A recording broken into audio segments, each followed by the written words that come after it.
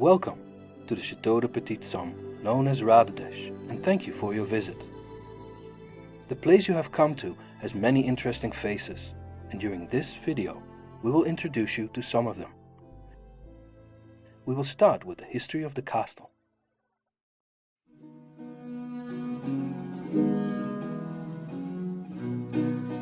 The earliest record found about the chateau dates back to the 11th century.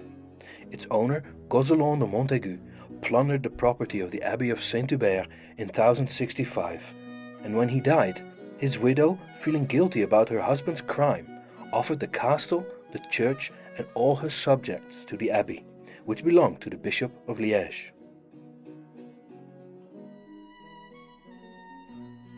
In the 14th century, the castle became part of the defensive territory of Luxembourg, which had acquired the castle as a payment of a debt it was owed.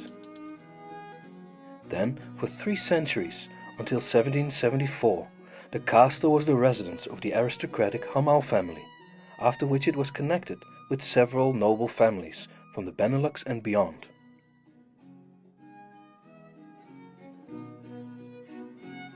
Around 1877, practically the whole original castle was demolished, and a new owner began rebuilding the old structure in its present neo-Gothic form, which was completed in little more than a decade.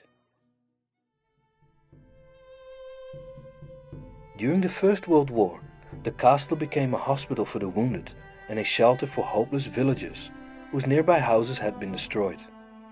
And at the end of the Second World War, during the Battle of the Bulge, American soldiers occupied the castle.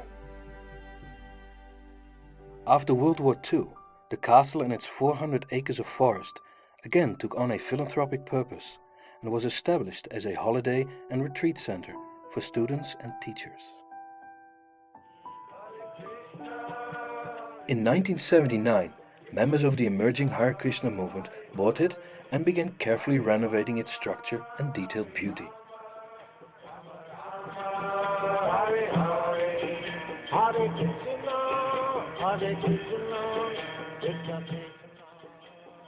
So now let us look at the story of the castle's present owner. The International Society for Krishna Consciousness, or ISKCON for short, was founded by Srila A.C. Bhaktivedanta Swami Prabhupada, a spiritual teacher from India. At the request of his spiritual master, he brought timeless wisdom to the West and spread it worldwide.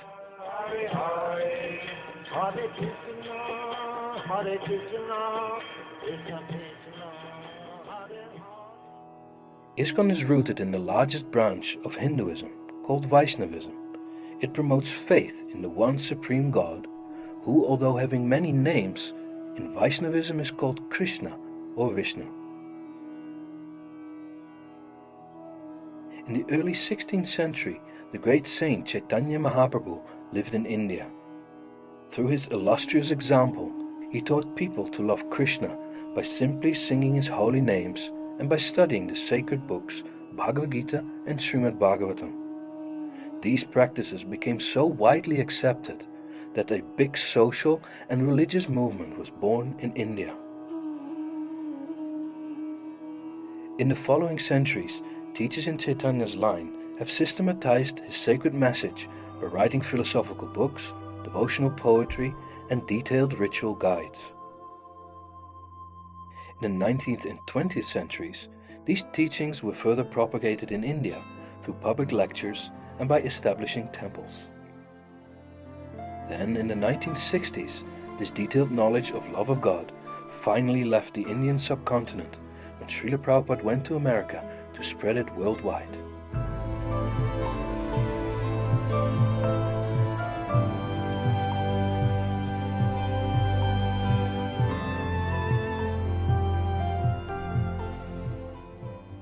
For 12 years, Prabhupada traveled extensively to teach self-realization through Krishna Consciousness. He lectured almost every day and personally trained his young disciples.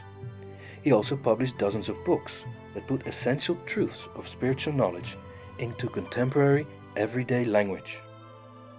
Prabhupada established 100 centers for the worship of Lord Krishna.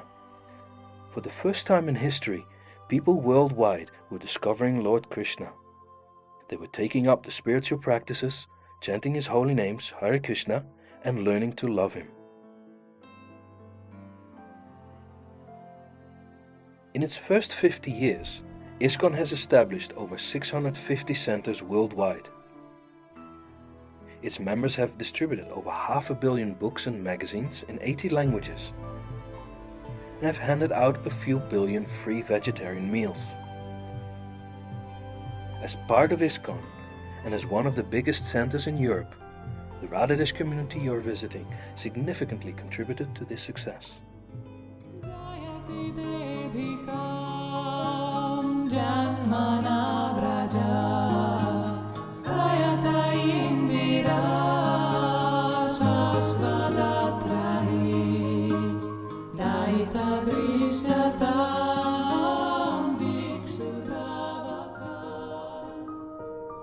Radhadesh is above all a spiritual community of Krishna devotees.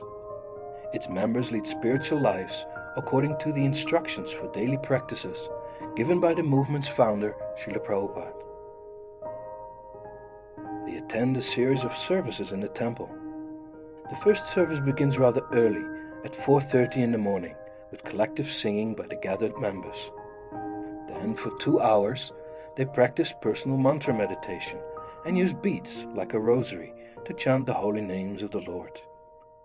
This is followed by a lecture from sacred scriptures with a short discussion at the end.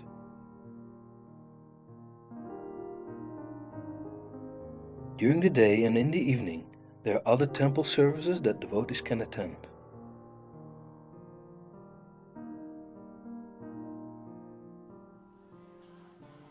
In many places in Europe and around the world, Kirtan, or the singing of the Hare Krishna mantra, can be heard in the streets. Because it is their most important spiritual practice, devotees in Radhadesh daily sing and meditate upon this prayer. The members who accept a spiritual master or guru make vows that commit them to chanting a fixed number of Hare Krishna mantras daily.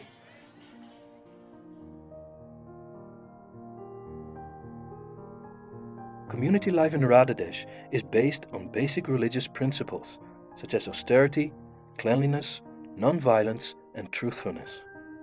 To fully benefit from these principles in their lives, devotees practice these principles by not taking any alcohol or drugs. They also limit their sexuality within a religious marriage, eat only a vegetarian diet, and do not gamble. Some members choose a monastic type of life in the castle, including celibacy and more intense spiritual practice, while others are married and live with their families in apartments and homes near the temple. The young children attend local schools.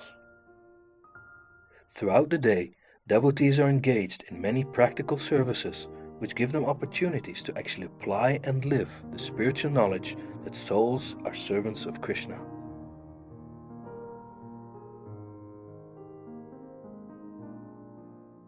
Members of Radhadesh work according to their inclinations and specific talents. Some like to take care of the beautiful altar and temple room, while others have administrative skills. Some cook, give guided tours to the guests, or write and design publications. Others develop eco-initiatives such as gardening, providing solar energy, and caring for cows. Many friendly devotees work in the bakery, guest house, restaurant, gift shop, and the Museum of Sacred Art.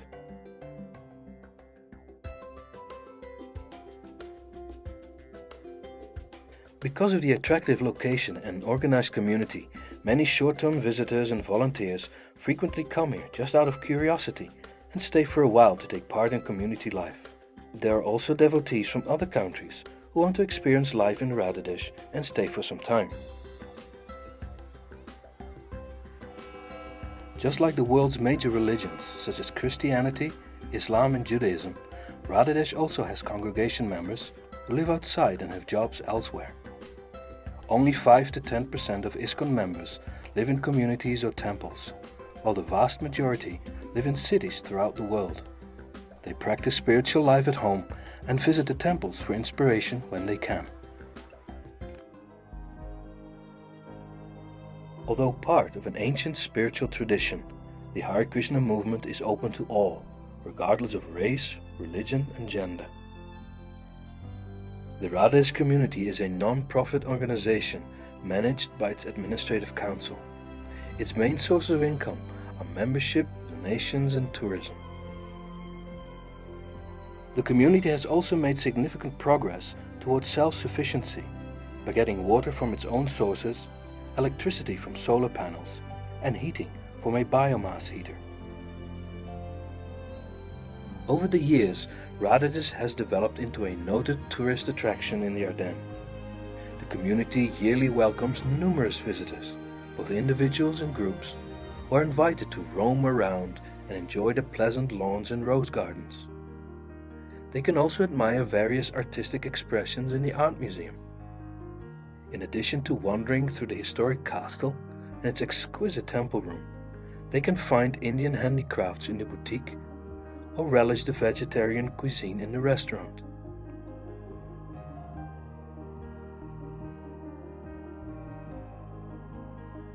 Through all these opportunities, Radhadesh strives to offer each visitor, such as yourself, a wonderful experience. We are grateful for your visit and hope that your stay in Radhadesh is enriching. Hare Krishna.